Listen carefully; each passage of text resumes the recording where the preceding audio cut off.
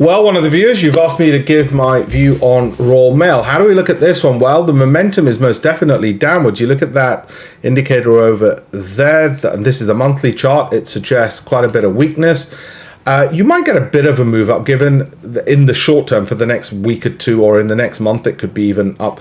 But I think the downward pressure is too great from the monthly. So whilst you might get a week or two of upward moves, those will then be beaten back down, because when you look at the monthly, which overwhelms the weekly moves, that's what will happen. Now, why would you get any moves upwards in the next week or two? Well, because look at how much it's fallen from 530 down to 330. There's a lot of people who are suffering from a lot of pain and indigestion as a result, and they'll probably be worried, can it go back to 2020 levels at 173, which would mean the price basically halving from where it is now.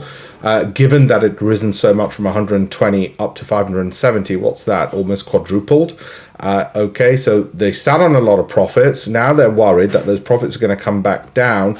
I'm worried that it's going to continue, more likely to go lower than higher, and it's going to suck people in. What's going to happen is when it goes up for a couple of weeks, people are going, oh, it's okay, it'll all be fine. Then it comes back down again. And it did exactly that up here, and I suspect there's more of that than less to come, just on the momentum. Personally, when you're not too sure, you look at your risk reward profile, you say, how much capital am I sitting on? And you might say, let's just ease off some of that. You don't just hold it and take the pain. Okay, you might get rid of some of the position, and depending on how risk averse you are, if you're totally risk averse, you get rid of all of it.